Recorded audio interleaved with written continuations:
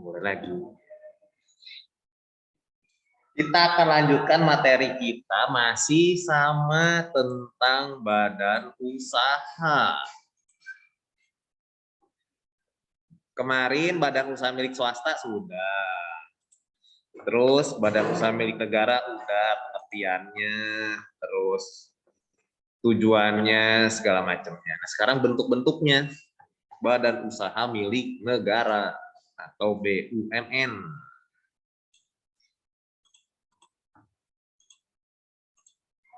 Nah, ini udah nih pengertiannya. Badan usaha yang seluruhnya atau sebagian modalnya dimiliki oleh negara melalui penyertaan secara langsung yang berasal dari kekayaan negara yang dipisahkan. Nih perusahaan-perusahaannya banyak nih. Perannya juga udah ada di situ sebagai penghasil barang dan jasa demi pemenuhan hajat hidup orang banyak, sebagai pelopor dalam sektor-sektor usaha yang belum diminati oleh badan usaha milik swasta, lalu juga utamanya melaksanakan pelayanan publik, membuka lapangan pekerjaan, penghasil devisa negara, membantu pengembangan usaha kecil dan koperasi, dan mendorong aktivitas masyarakat di berbagai lapangan usaha. Bentuknya, nah ini dia bentuk-bentuk BUMN menurut Undang-Undang Republik Indonesia Nomor 19 Tahun 2003 tentang BUMN terdiri dari 3 bentuk. Badan usaha perseroan atau disebut juga persero, atau di badan usaha milik swasta itu bentuknya PT.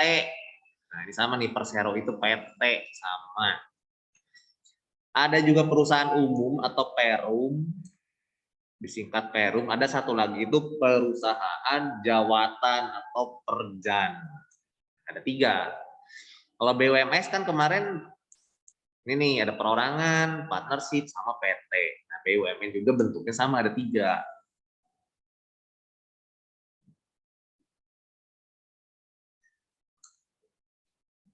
Ada kebaikan dan kelemahan juga dari BUMN itu sendiri. Kalau kebaikannya karena tujuannya begitu bagus lah ya, sesuai dengan pembukaan Undang-Undang Dasar 45, di mana tujuan dari BUMN ini harus mensejahterakan rakyat banyak, mensejahterakan masyarakat. Jadi semua kegiatan, semua apapun yang dilakukan, kegiatan usahanya itu harus tujuannya kesejahteraan rakyat banyak. Kalau badan usaha swasta kan untuk profit oriented, dapat keuntungan sebanyak-banyak. Tapi kelemahannya dari badan usaha milik negara itu seolah-olah tidak perlu efisien. Artinya tuh kadang ya mengerjakannya itu ya udah, yang penting jalan lah, yang penting ada lah kegiatannya, yang penting bisa beroperasi lah ya. Tapi nggak dikelola, istilahnya itu tidak dikelola secara profesional seperti badan usaha milik swasta. Terus juga ini keputusan ini di tangan penentu kebijakan, karena tadi tuh 51% modalnya itu dimiliki oleh negara, oleh pemerintah. Nah, kita tahu sendiri ada birokrasinya yang berbelit-belit di situ. Ada juga nanti pengambil kebijakannya harus nunggu dulu lah, harus ada keputusan dulu, ada peraturan dari presiden dulu lah dan sebagainya untuk mengambil keputusan. Kalau badan usaha milik swasta karena dimiliki oleh pemegang saham dan kekuasaan tertinggi itu ada di RUPS, Rapat Umum Pemegang Saham, ya udah cepat ambil keputusannya. Kalau ini birokrasinya, kalau BUMN ini lebih berbelit-belit lah, jadi lebih lama. Ini kelemahan dari badan usaha milik negara. Jadi ada plus minusnya. Tapi memang ya ini kita tidak bisa memungkiri. Ini perlu perbaikan. Perlu pelayanan yang lebih baik, pelayanan yang lebih profesional. Mungkin kalian pernah ada pengalaman masuk ke bank swasta, misalkan ya, ke salah satu bank swasta. Atau yang pernah viral waktu itu Satpam BCA. satpam di Bank Sentral Asia, itu kan badan usaha milik swasta tuh, dimiliki oleh swasta modalnya. Sama kalau kamu ke Bank BRI, Bank BRI, Bank Mandiri, atau bank-bank milik negara lainnya, badan usaha milik negara lainnya, itu dari sisi pelayanan itu pasti berbeda, jauh berbeda. Saya punya pengalaman pernah ke salah satu badan usaha milik negara, perbankan, ya salah satu bank, itu ngantri, ya sama sih ke BCA juga, kayak ke bank BCA gitu, bank-bank swasta lainnya kan mengantri ya. Tapi kalau di swasta itu ngantrinya itu teratur dan pelayanannya cepat. Tapi kalau di bank negara itu saya pernah masuk salah satu, saya ngantri ya rame juga sih, banyak juga ngantri. Tapi ngantri itu misalkan saya udah dapat nomor antrian nih, nomor antrian saya itu misalkan nomor 20. Itu kalau misalkan si tellernya pernah ada kenalan saudara dia, itu bisa diselang dulu tuh. Bisa diselak dulu tuh. Nomor antrian saya itu bisa diselak dulu sama orang lain tuh. Udah gitu pelayanannya lama. Lama banget lah. Pokoknya beda jauh sama bank-bank swasta pelayanannya. Padahal sama-sama, misalkan sama-sama buka rekening nih. Kalau bank swasta kan cepet nih, walaupun ngantrinya lama, tapi pelayanannya cepet. Kalau ini ngantrinya udah lama, pelayanannya lama. Waduh kacau. Kecewa lah, banyak yang kecewa dengan badan usaha milik negara. Nggak cuman dari perbankan, tapi ada juga di sektor lainnya. Ya, pelayanan publik yang diberikan oleh BUMN ini juga kurang pelayanannya, nggak kurang profesional lah istilahnya, gitulah gampangnya, nggak profesional. Makanya banyak yang kecewa. Nah, kita lihat dari bentuk-bentuknya. Pengertiannya udah, ciri-cirinya juga udah kita bahas, tujuannya udah, kebaikan dan kelemahannya juga sudah. Nah, kita masuk ke bentuk-bentuk BUMN-nya. Nah, bentuk-bentuknya ini nih, yang tadi saya bilang ada 3. Sama seperti badan usaha milik swasta, ada PT, ada 3 juga tuh, ada PT, ada persekutuan, ada perorangan. Nah, kalau ini ada 3 juga. Ada persero atau PT, ada perum, perusahaan umum, dan ada perjan atau perusahaan jawatan. Kita lihat satu-satu.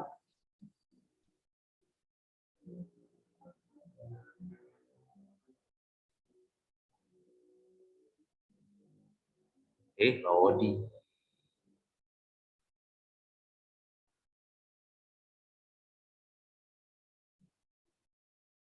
Ini internetnya atau apa?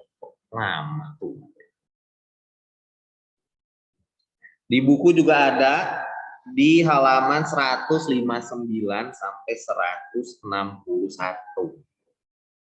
Ada 3 bentuk badan usaha milik negara. BUMN. Nah, yang pertama,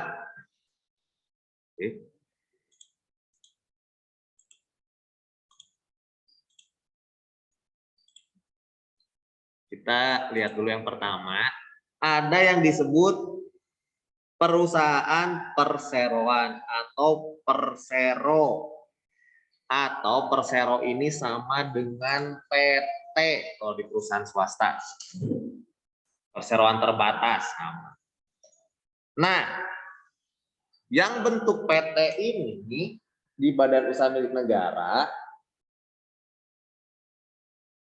orientasinya atau tujuannya itu sama, untuk mendapatkan keuntungan.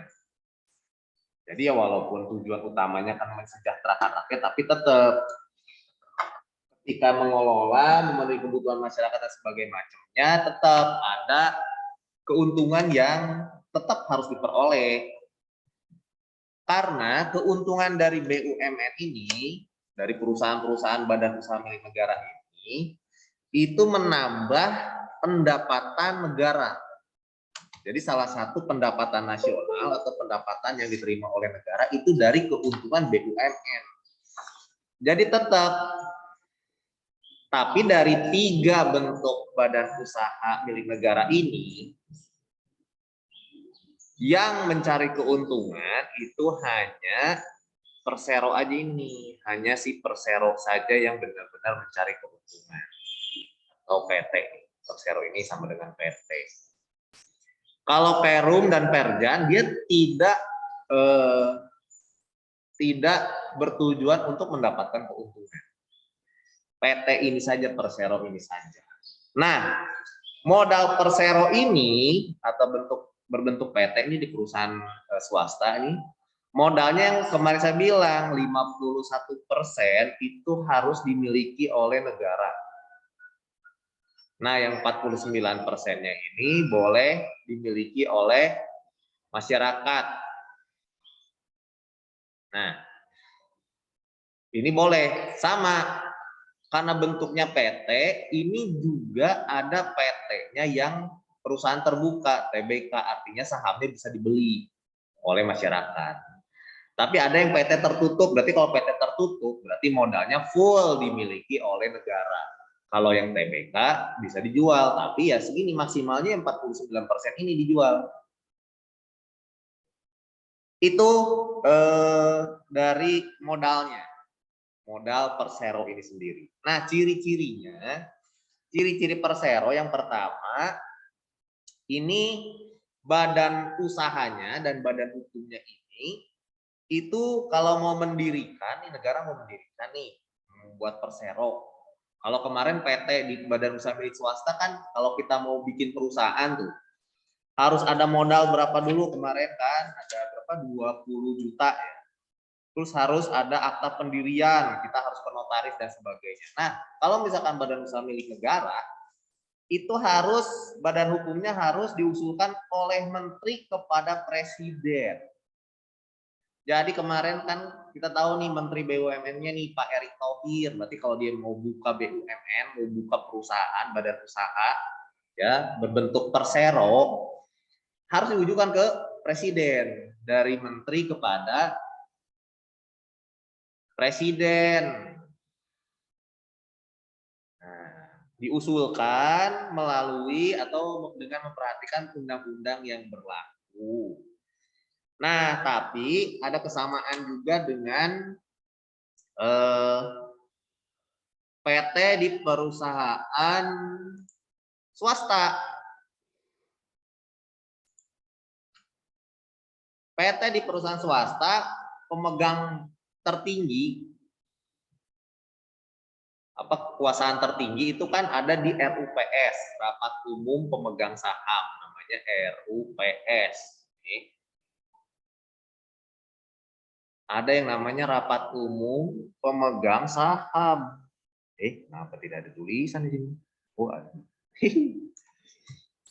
Ada yang namanya RUPS di badan usaha milik swasta. Nah, sama di badan usaha milik negara berbentuk PT atau Persero, berbentuk PT nih Persero. Kok nggak ada lagi?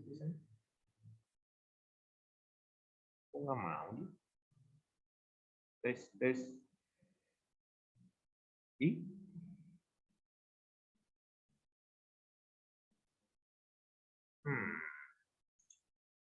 Lagi sini. Ini bisa. Kenapa di sini tidak bisa?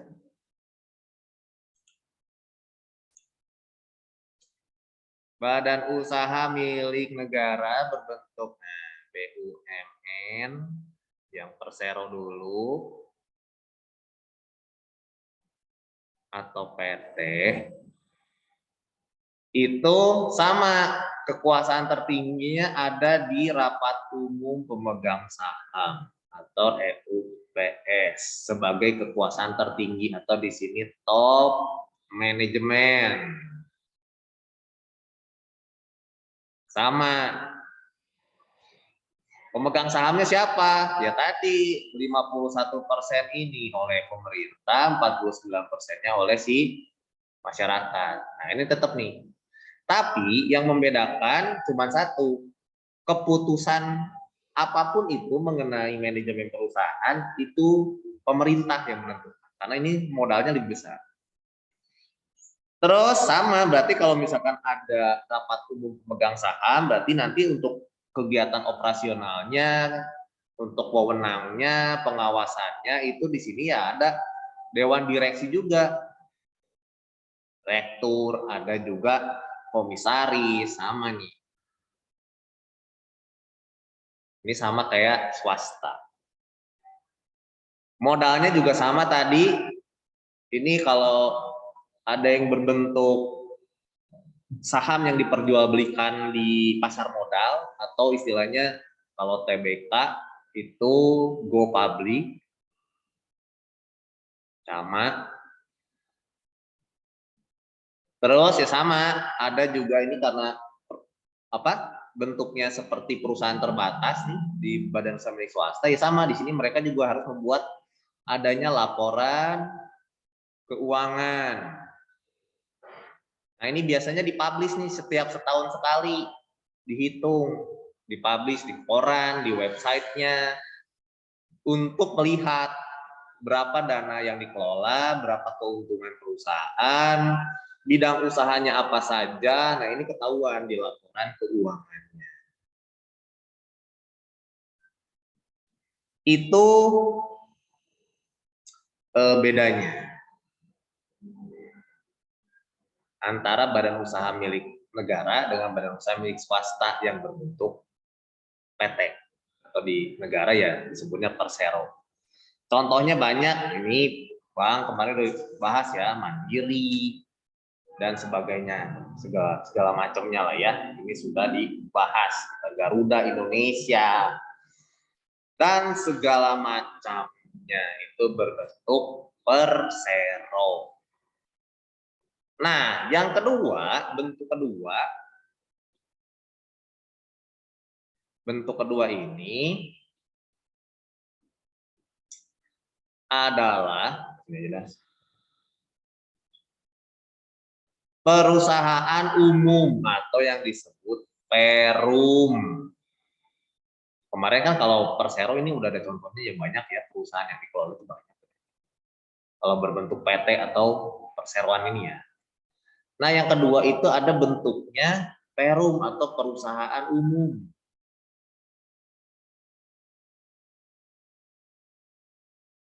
Kalau pakai warna hitam nggak bisa. Ada yang kedua itu bentuknya selain persero, yang kedua ini bentuknya adalah perum atau perusahaan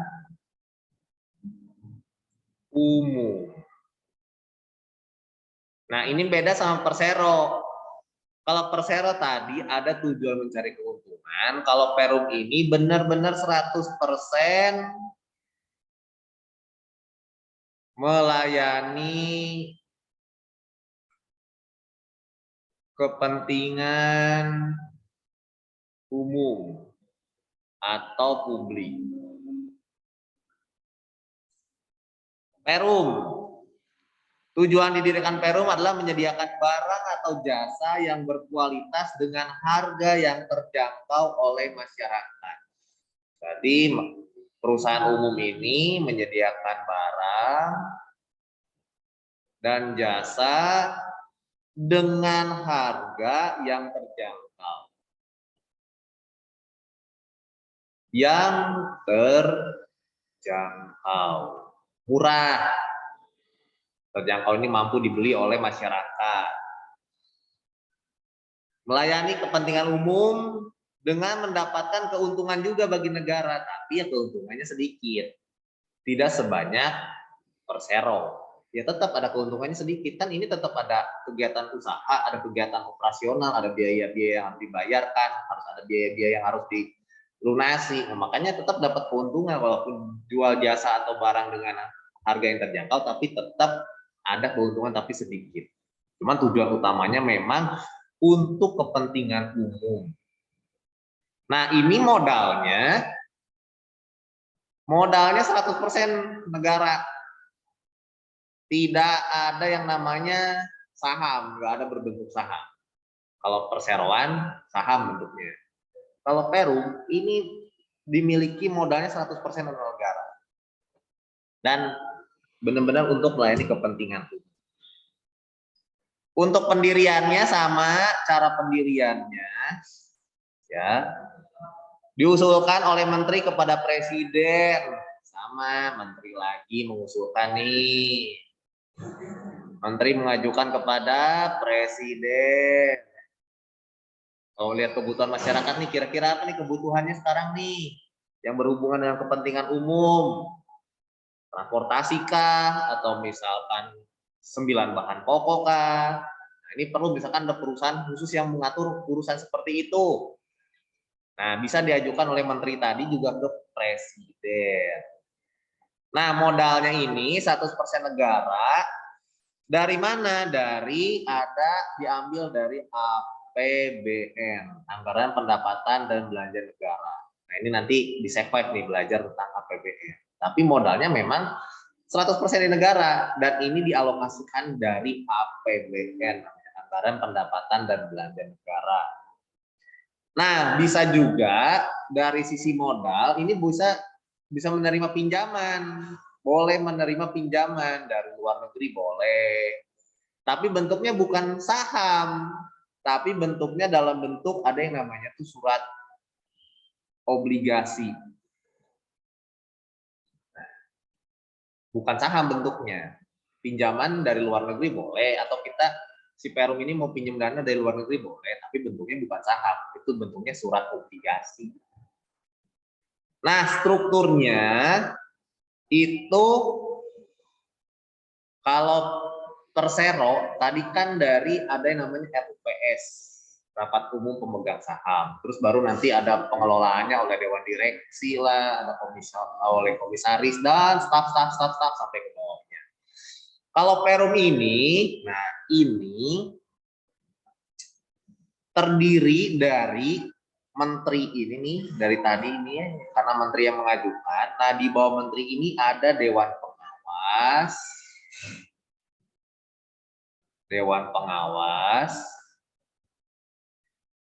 dan ada juga di sini direksi. Nah, kalau dari sisi strukturnya ya, jadi menteri ini ada nanti di bawahnya dewan pengawas, dan ada direksi yang mengelola perusahaan umum ini, yang ditunjuk untuk mengelola perusahaan umum.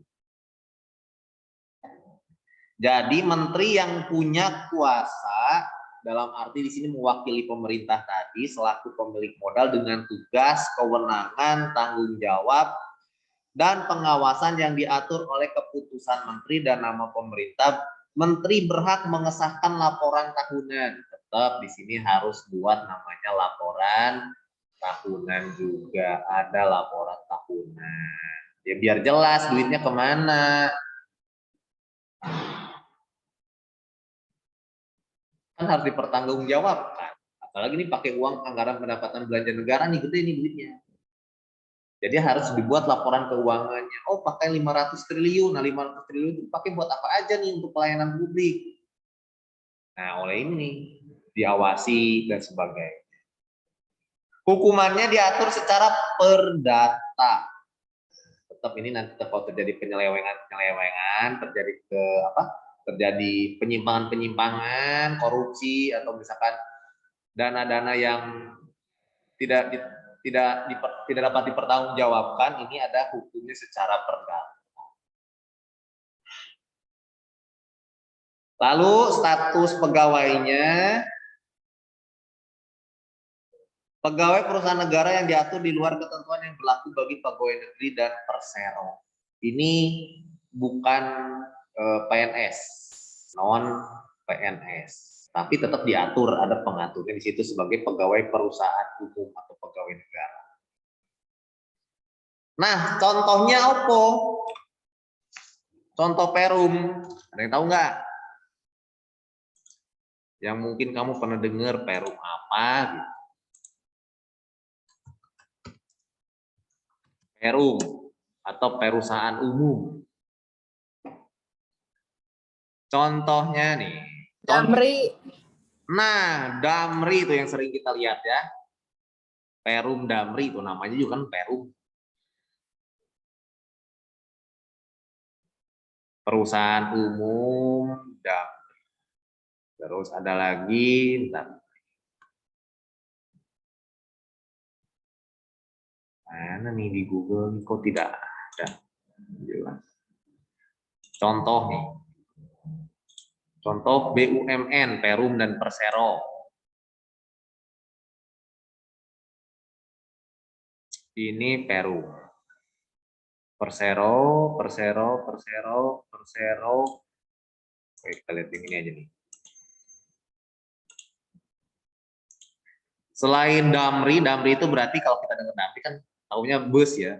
Berarti itu di sektor untuk transportasi. Transportasi darat atau transportasi antar daerah, antar pulau. Nah, itu ada tuh menyediakan. Itu Perum bentuknya. Jadi itu punya pemerintah. Memang tujuannya untuk melayani kepentingan umum atau publik. Persero. Banyak nih Persero. Kita lihatnya Perum. Ini Perum. Perum dikit. Perum Perhutani. Ini berhubungan sama hutan-hutan lah, hasil-hasil hutan. Terus ada juga Bulog. Tahu nggak nih Bulog? Yang tahu nggak Bulog nih? Perum Bulog. Badan Urusan Logistik.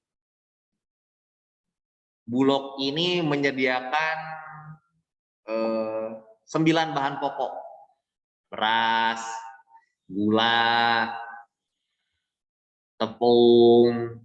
Nah, ini disediakan oleh Perum Bulog. Nah, ini ada nih kantornya nih di jalan, kalau kamu pernah ke kantor imigrasi, jalan apa tuh ya? Lupa. Kalau yang pernah bikin paspor kan ke kantor imigrasi tuh. Nah, kalau nggak salah sekitar situ tuh ada kantornya Perum Bulog. Dari situ. Perum Perhutani, Perum Bulog, Perum Damri. Jadi ini ada yang berurusan dengan transportasi, ada. Untuk urusan logistik, 9 bahan pokok ada juga. Kan menyediakan barang dan jasa dengan harga yang terjangkau. Perum Perhutani ini hasil-hasil hutan. Kalau kemarin kan kalau Persero ini dia PTPN tuh, perkebunan. Ini khusus nih, hasil-hasil hutan ada juga nih dikelola oleh perusahaan umum. Coba kita lihat lagi, ada lagi nggak contoh lain? Perum. Contoh Perum di Indonesia. Selain Perum Damri, Perumnas, oh ada nih, perusahaan umum nasional nih. Perumnas ini menyediakan tempat tinggal, rumah-rumah bersubsidi, atau kalau kamu pernah dengar istilahnya itu BTN, dulu mah istilahnya gitu tuh, BTN, rumah BTN. Perumnas, nah itu perumahan nasional. Jadi di sektor tempat tinggal, perumahan nasional itu biasa dibangun tuh. Kayak kemarin ini sempat tuh presiden kita kan meresmikan di beberapa daerah itu ada perumahan-perumahan yang terjangkau. Jadi masyarakat bisa punya tempat tinggal, bisa beli dengan harga yang terjangkau. Ya memang tapi kualitasnya kan tidak sebaik ya kalau misalkan kamu beli di developer swasta lah ya, namanya juga tempat tinggal. Tapi ya cukup layak untuk ditinggali istilahnya. Damri itu transportasi, ada bus, ada mobil-mobil, biasanya ada pengiriman barang juga nih, ya pengiriman barang. Perumnas itu menyediakan tempat tinggal atau perumahan, ada juga di sini Peruri, Perum Percetakan Uang Republik Indonesia, ini termasuk perusahaan umum nih. Ya, tapi karena tujuannya untuk cetak duit ya hanya cetak uang aja ini. Jaminan Kredit Indonesia, nah ada juga tuh. Kalau misalkan masyarakat butuh pinjaman dana, nah pemerintah juga menyediakan dengan perusahaan-perusahaan umum yang memang menyediakan kredit-kredit atau pinjaman uang. Ada juga Perum PPD nih, pengangkutan penumpang Jakarta. Ini belang bener.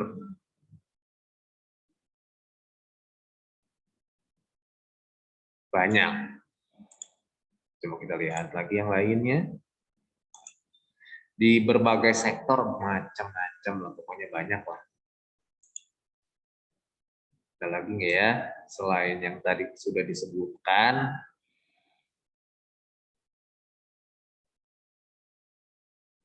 Peruri. Dulunya ada kayak, oh ini Pegadaian, dulu Pegadaian itu termasuk Perum, tapi sekarang sudah menjadi PT. Jadi ada perusahaan-perusahaan yang tadinya melayani kepentingan umum saja, itu berbentuk jadi PT, lebih berkembang. Nih PT Asabri sekarang, dulu itu Perum. Kereta Api Indonesia sekarang udah jadi PT kan, PT KAI, dulu ternyata masih Perum. Pegadaian. Telkom. Oh ya dulu nih, dulu ini namanya PT Telkom Indonesia, sekarang ini Telkom Indonesia. Dulu namanya Perumtel. Oh iya benar, saya masih ingat Perumtel. Menyediakan fasilitas telekomunikasi. Kalau dulu mah kan belum ada handphone kan, masih ada. Dulu saya masih ngalamin telepon koin. Telepon koin, terus juga ada wartel, warung telepon. Nggak tahu kalian tahu nggak ya, dulu ada tuh wartel, warung telepon. Kalau mau telepon tinggal ke wartel. Terus selain apa, telepon koin, terus juga ke wartel, baru ada telepon rumah, pasang telepon rumah. Nah itu dulu Perumtel, nah, itu disediakan, namanya Perumtel. Sekarang berkembang, Perum itu berkembang jadi PT juga kan, jadi Persero juga tuh. Tidak hanya melayani kepentingan umum, tapi ada keuntungan juga di situ. Nah itu contoh, beberapa contoh perusahaan umum yang dimiliki oleh negara. Lalu yang terakhir, ada perusahaan jawatan atau disebut perjan. Kok nggak mau dia?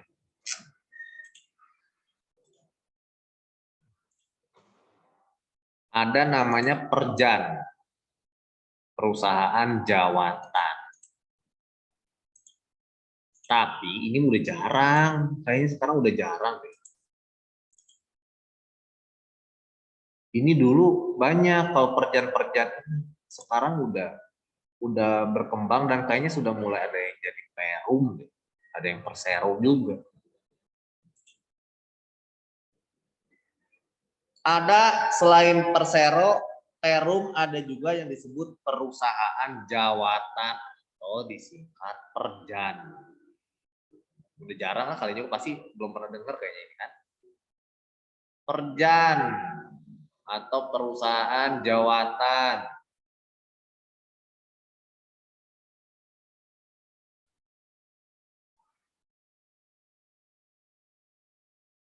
Perjan ini badan usaha milik negara, tujuannya itu melayani atau mengabdi kepada negara.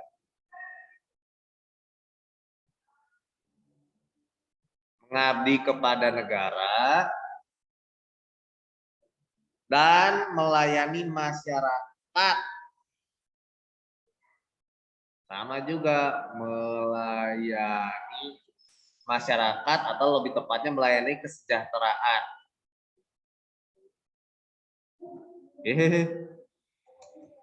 Kok hilang? Kok hilang? Bagaimana ini? Melayani kesejahteraan masyarakat.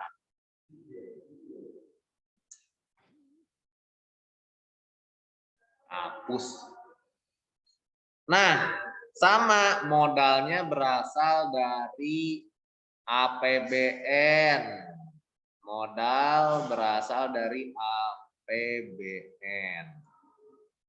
Tadi untuk kesejahteraan masyarakat. Lalu sama biasanya ini apa ya? Dapat fasilitas dari negara, selain modal dia dapat fasilitas juga dari negara.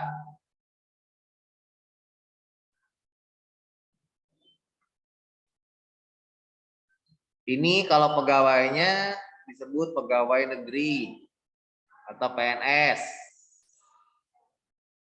Mani. Ini juga artinya sama seperti Perum tadi, kalau terjadi kelalaian, terjadi kecurangan, terjadi kejahatan, itu akan ditindak secara hukum. Nah, si Perjan ini biasanya karena untuk kesejahteraan masyarakat, ini biasanya ini berhubungan dengan kesehatan masyarakat. Berarti kalau kita bicara kesehatan atau fasilitas kesehatan, berarti di sini ada rumah sakit, ada juga apa ya, di bidang-bidang ya penyedia alat kesehatan lah ya, alat-alat kesehatan lah.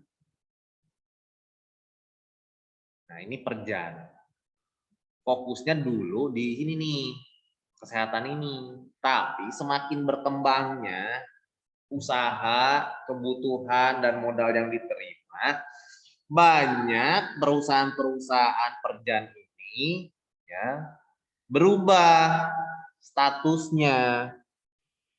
Yang tadinya perusahaan jawatan banyak yang berubah atau bertahap ya, berubah dari Perjan ini berubah menjadi ada yang jadi Perum. Sama kayak tadi, setelah mereka mengelola semakin besar, kegiatan usaha barang dan jasa semakin banyak, bisa juga jadi nanti lama-lama jadi Persero atau PT. Tapi sekarang udah jarang banget nih Perjan ini. Rata-rata ya kalau mau membangun mending langsung dari sini nih, dari si Perum ini. Nah, beberapa bentuk Perjan yang dulunya Perjan sekarang sudah mulai berkembang. Contohnya kayak tadi PT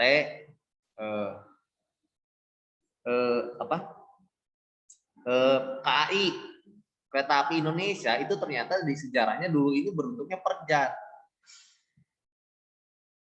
Benar-benar hanya melayani kepentingan kesejahteraan masyarakat aja dari sisi transportasi, tapi lama kelamaan modal bertambah, kegiatan usaha bertambah, berubah jadi Perum.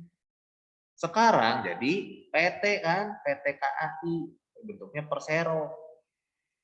Maju. Seperti itu. Berkembang nih.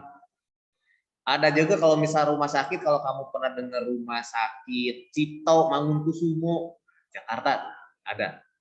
Nah itu dulunya Perjan, perusahaan jawatan di bidang rumah sakit atau kesehatan. Nah sekarang berubah tuh prosesnya, tidak cuma hanya melayani kesehatan saja, tadinya Perjan berubahlah jadi Perum, dikelolanya jadi lebih baik, lebih luas juga sasaran usahanya, jadi Perum. Lama-lama bisa jadi Persero nggak? Bisa. Kalau dikelola dengan baik, menghasilkan tadi tuh modalnya tuh tiap tahun dapatkan keuntungan yang lumayan, istilahnya ya, tidak rugi. Nah, itu bisa tuh berubah status bentuk usahanya, bisa. Nah itu contohnya. Ada nggak ya contoh ininya selain KAI dan ini Perjan ini udah lama banget soalnya.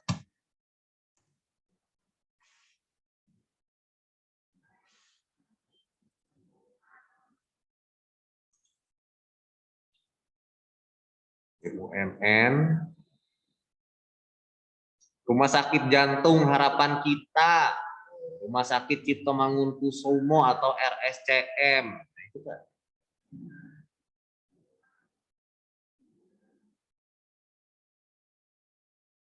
Ini enggak ada lagi.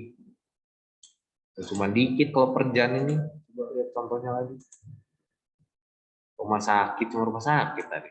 SCM sama Perjan.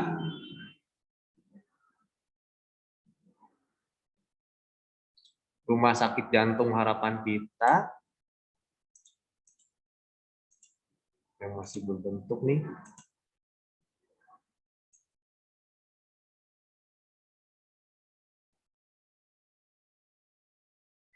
Kereta api, perusahaan jawatan kereta api, ini udah berubah tuh, udah jadi PT. Pegadaian juga udah jadi. Dulunya Perjan, oh ini Perjan Sanglah rumah sakit juga. Masih banyak fokusnya di rumah sakit. Dikit, cuma 4. Cuma melayani ini kesejahteraan dalam bidang kesehatan saja. Nah, itu Perjan. Jadi ada 3. Persero, Perum, Perjan. Itu bentuk dari badan usaha milik negara. Nah, selanjutnya ada yang disebut dengan kalau di buku itu istilahnya restrukturisasi dan privatisasi BUMN. Nah, mungkin pernah dengar nggak? Ada ini kemarin beritanya nih, restrukturisasi BUMN. Beritanya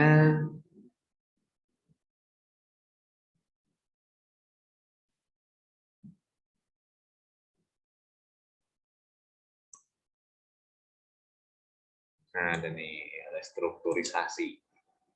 Ada yang disebut restrukturisasi BUMN. Nah, ini di Menteri Erick Thohir ini banyak nih. Restrukturisasi BUMN, nih, beritanya banyak.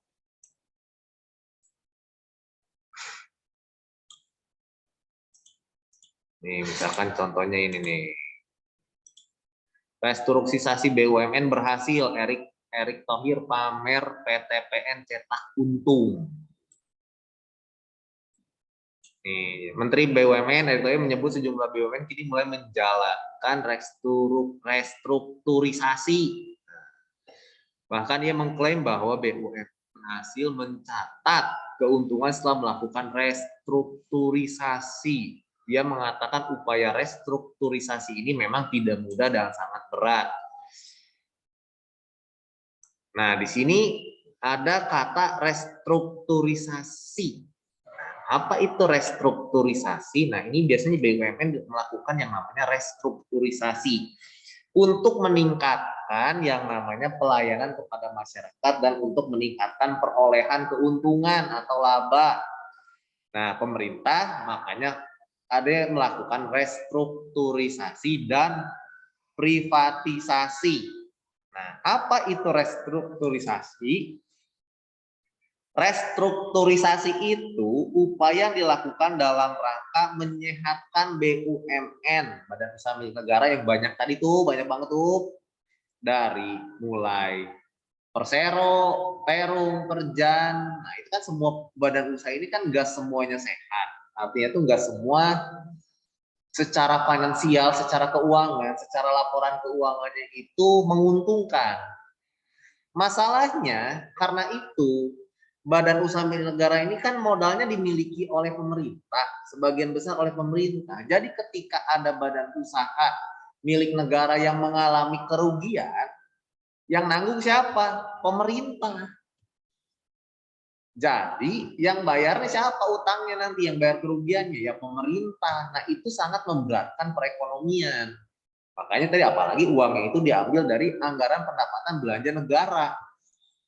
Jadi kalau rugi, ya kalau tadi kalau misalkan untung menambah, ya kalau misalkan rugi mengurangi, nah itu berat. Makanya perlu yang namanya tadi tuh untuk menyehatkan, memperbaiki kondisi internal perusahaan, untuk memperbaiki kinerja perusahaan, meningkatkan nilai perusahaan. Artinya si perusahaan ini intinya harus efisien, transparan, dan profesional. Dikelola dengan profesional. Tadi kan kita di awal udah tahu tuh kelemahan BUMN itu pengelolaannya tidak profesional, tidak nggak efektif, nggak efisien, terlalu banyak birokrasi. Nah ini yang menghambat, makanya diperlu yang namanya restrukturisasi. Jadi ada beberapa cara. Caranya misalkan dengan mengganti manajemen perusahaannya, atau misalkan mengganti dewan direksinya, atau komisarisnya diganti. Nah, itu untuk memperbaiki kinerja. Kalau misalkan kinerja dewan direksi dan komisarisnya itu juga tidak baik, ya digantilah gitu. Ngapain gitu, udah dibayar mahal-mahal lagi oleh negara, digaji mahal, negara kerjanya nggak bener. Ganti sama orang-orang yang profesional yang bergerak di bidangnya. Nah ini mulai diperbaiki dari sisi pelayanan kepada publiknya. Ada birokrasi, birokrasi yang terlalu panjang, dipersempit. Misalkan kalau harus melewati 10 birokrasi, 10 aturan, nah mulai dipersempit tuh, dan 2 aturan aja, lebih cepat lah segala macamnya. Nah itu yang namanya restrukturisasi. Mengelolanya jadi lebih profesional supaya dapat untungnya lebih maksimal. Tapi kalau misalkan istilahnya kalau misalkan rugi aja terus ya gitu kan, misalkan kalau perusahaannya rugi terus gimana? Si Perunya rugi, Perjanya mungkin rugi juga, Perseronya rugi terus. Nah itu gimana tuh? Apa yang harus dilakukan? Nah ada beberapa hal yang bisa dilakukan. Ini ada beritanya nggak? Saya lupa nih. Waktu pertama kali Erick Thohir ini diangkat jadi Menteri BUMN, dia itu melihat bahwa banyak sekali perusahaan-perusahaan BUMN ini yang nggak menguntungkan, tidak menguntungkan. Terus ada yang bergerak bukan di bidangnya, dikelolanya tapi bukan di bidangnya gitu. Misalkan contoh, ada perusahaan yang harusnya dia itu mengelola untuk kesejahteraan gitu, atau misalkan untuk melayani kepentingan umum dari sektor transportasi, dia malah mengelola bidang lain, kan nggak nyambung sama perusahaannya. Harusnya dia melayani transportasi, berarti di bidang transportasi dong. Lah kalau dia misalkan di bidang sektor transportasi, dia malah kegiatan usahanya malah misalkan perkebunan, ya nggak nyambung, atau perdagangan, ya kan jadi nggak nyambung. Nah itu banyak, itu yang tidak efisien, tidak efektif tuh kayak gitu. Nah banyak sekali ditemukan pada saat ya nggak tahu sih, mungkin perusahaan-perusahaan sebelumnya juga ini ya, sebelumnya menterinya juga mungkin mengetahui hal itu, mungkin juga dilakukan hal yang sama, tapi tidak sebanyak yang dilakukan oleh Erick Thohir. Nah, ini beritanya nih.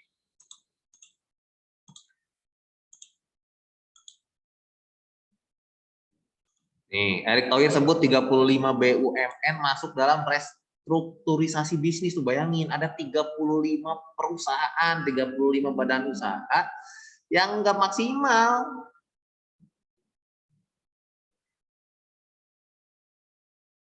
Tuh, untuk mengoptimasi scale up, meningkatkan pelayanan, keuntungan, dan sebagainya. Ada 35, tapi di sini nggak disebutin di mana apa aja nih. Banyak, karena kan kita lihat juga tadi bentuk-bentuknya banyak, contoh perusahaannya banyak. Nah itu perlu direstrukturisasi, diperbaiki dari sisi manajemen, dari sisi pengelolaan, dari sisi pelayanan publiknya, dari sisi pengelolaan keuangannya. Nah itu harus dikelola dengan baik. Nah ada yang kedua itu privatisasi. Nah kalau privatisasi itu lebih ke penjualan saham milik Persero atau badan usaha milik negara yang bentuknya saham. Nah saham itu dijual. Bisa dijualnya sebagian, bisa dibagi. Misalkan nih si perusahaan ini udah nggak menguntungkan ya, istilahnya udah modalnya juga udah nggak bisa nih. Udahlah jual aja lah sama perusahaan lain. Boleh. Itu privatisasi. Ada atau mungkin cuma sebagian. Istilahnya itu nanti usahanya jadi merger, digabung. Nah, itu bisa juga. Nah, intinya sama untuk meningkatkan kinerja, meningkatkan nilai perusahaan, memperbesar manfaat bagi negara dan masyarakat, lalu juga memperluas kepemilikan saham oleh masyarakat. Intinya pemerintah ini dengan melakukan privatisasi ya sama. Kalau misalkan perusahaan ini sudah tidak menguntungkan, udah menjual aja lah sahamnya sama yang lain. Siapa tahu ketika merger, gabung dengan usaha lain, perusahaan lain, lebih berkembang, dapat keuntungan, atau dikelola dengan baik oleh perusahaan yang merger dengan perusahaan BUMN ini bisa lebih maju. Penyediaan barang dan jasa juga dari segi alat fasilitas mungkin yang negara nggak punya, jadi bisa bekerja sama, intinya begitu. Selain itu juga membuka kesempatan kerja dan segala macamnya. Contoh perusahaannya yang diprivatisasi itu Indosat. Indosat dulu kan full tuh punya pemerintah sama kayak Telkomsel tuh. Nah, tapi kan kalau sejak kita tahu sejarahnya dulu itu si Indosat ini udah hampir bangkrut, udah hampir tidak menguntungkan. Makanya dia jual sahamnya itu. Sebagian sih, karena kan kita mesti tetap pakai nama Indosat kan. Indosat dulu itu Indosat, ganti jadi IM3 kalau salah. Terus juga jadi Indosat Urindo lah kalau nggak salah itu. Apalah pokoknya ada tambahannya lagi. Nah itu tuh dilakukan yang namanya privatisasi. Ya daripada tidak menguntungkan, ya udah mending dijual saja sama perusahaan lain atau sahamnya dijual semua silahkan, mau misalkan mau di sebagian juga boleh, masih tetap pakai nama kita sebagian boleh. Nah itu privatisasi. Atau ada juga yang dilakukan kayak sekarang. Sebelumnya itu bank-bank pemerintah itu kan sama ada bank syariah juga tuh. Kemarin kita sudah belajar bank syariah. Itu misalkan Bank Mandiri Syariah, Bank Muamalat, Bank BNI Syariah, Bank BRI Syariah, semua nama bank milik negara itu ada syariahnya. Tapi per tahun ini apa tahun lalu gitu, kamu lihat itu jadi satu nama. Jadi cuman Bank Syariah Indonesia, BSI. Tadinya mau nama banknya BRI Syariah, Mandiri Syariah, BNI Syariah, Bank Muamalat, ya pokoknya bank-bank pemerintah itulah semua. Jadi satu nama. Nah itu namanya di restrukturisasi dan privatisasi sekalian. Jadi semua bank syariah punya negara, jadi satu aja bank syariahnya. Satu namanya BSI, Bank Syariah Indonesia. Itu untuk meningkatkan kinerja, untuk menambah modal, memperluas jaringan kepada masyarakat. Nah itulah yang dilakukan. Tapi ya seperti itulah. Masih banyak kelemahan-kelemahan juga dari yang namanya kinerja BUMN ini.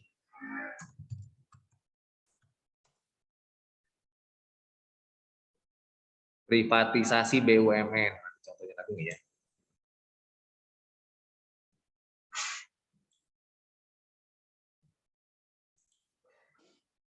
Istilahnya kalau diprivatisasi ini ya perubahan kepemilikan. Jadi karena kan sahamnya dijual. Walaupun memang di sini boleh dijual semua boleh atau sebagian juga boleh. Intinya ya tadilah untuk menambah, kalau misalkan kita bicara badan usaha yang penting dapat untung.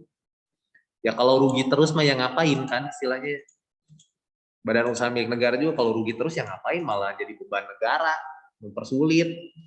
Mending ya tadi udahlah kalau tidak menguntungkan ya mau ditutup lah istilahnya, atau mau digabung di merger dengan perusahaan yang sejenis ya silahkan lah gitu kan, supaya modalnya tetap ada, tetap kuat, lebih berkembang, dikelola secara profesional. Tapi itulah tetap tantangan yang namanya BUMN, Badan Usaha Milik Negara, nah itu tidak profesional. Orang terkenalnya BUMN mah begitulah, biasalah. Jadi tantangannya begitu karena tim dikelola oleh profesional, jadi kerjanya ngasal-ngasalan gitu, kayak asal-asalan gitu loh. Gimana ya, enggak apa gitu. Beda lah sama perusahaan-perusahaan swasta, makanya perusahaan swasta itu pasti cepat maju, lebih berkembang, lebih maju dibanding badan usaha milik negara. Gitu. Selesai tentang badan usaha milik negara. Nanti pertemuan selanjutnya besok ada badan usaha asing. Badan usaha asing dan koperasi. Masih ada 2 lagi tuh badan usaha yang menopang perekonomian selain badan usaha milik negara, badan usaha milik swasta, dan juga badan usaha milik asing dan koperasi. Ada yang bertanya dulu nggak? Kalau tidak ada, kita ketemu lagi besok. Ada? Tidak ada? Ya udah, kita ketemu lagi besok lah. Kita lanjut lagi besok dengan badan usaha milik asing. Oke? Terima kasih semuanya. Selamat pagi. Itu, Pak. Bye. Pak.